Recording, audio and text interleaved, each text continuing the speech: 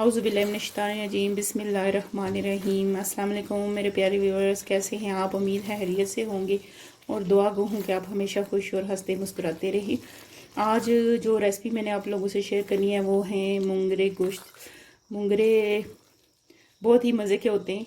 ये वैसे यहाँ से हमारे एरिया से मिलते नहीं हैं, लेकिन मैंने अपने किचन गार्डन में लगाए थे वहाँ से उतार के, तो आज मैंने ये सोचा कि आप लोगों के साथ रेसिपी इसकी शेयर कर दूँ। चलें तो फिर मैं आपको बताती हूँ कैसे हमने बनाने हैं मोंगरे बीफ। ये थे जी मेरे किचन गार्डन में लगे हुए मोंगरे। मैंने उनको वहाँ से तोड़ के अच्छी तरह धो के 2 टुकड़ों में काट के और फिर मैंने इसको बॉईल कर लिया था पकाने के लिए। बिस्मिल्लाहिर्रहमानिर्रहीम। सबसे पहले हम लेंगे आधा कप कुकिंग ऑयल। ऑयल हमारा हो गया गर्म। अब इसमें हम डालेंगे दरमियाने साइज़ का एक हमने प्याज लिए, इसको हमने काट लिया। अब ये इसके अंदर डालेंगे।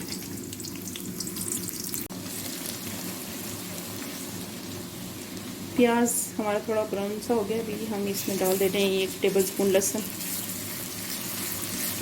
का पेस्ट। प्याज और लहसुन हमारा हो गया ब्राउन। अब इसके अंदर हम डालेंगे टमाटर, 2 दरमियाने साइज़ के काट के रखे थे।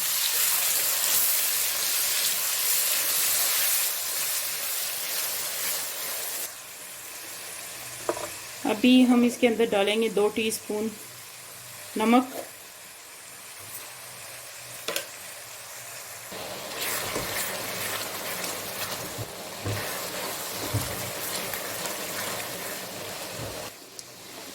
अब इसके अंदर हम डालेंगे 1 से 1.5 चम्मच सुरख मिर्च का पाउडर और 1 टीस्पून हल्दी का पाउडर। टमाटर अब हमारे अच्छी तरह गल गए हैं। अभी हमने जो बीफ बॉईल करके रखा हुआ वो इसके अंदर डालेंगे और इसको भुनेंगे। फिर ये आधा किलो बीफ था, इसको मैंने बॉईल करके रखा हुआ।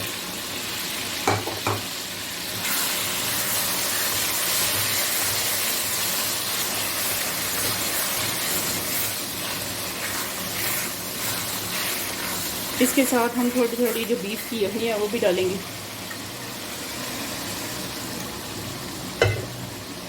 और इसको अच्छी तरह भुनेंगे। गोश्त के अंदर हमने यखनी डाल के इसको अच्छी तरह भुना है। अब हम इसके अंदर डालेंगे 3 से 4 अदद हरी मिर्चें।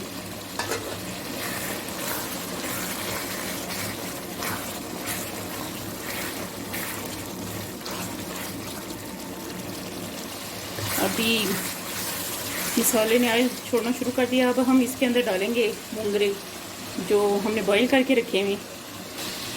अब हम ये इसके अंदर डाल देंगे। ये मैंने इसके अंदर डाले हैं, ये मैंने पहले से बॉईल करके रखे हुए थे।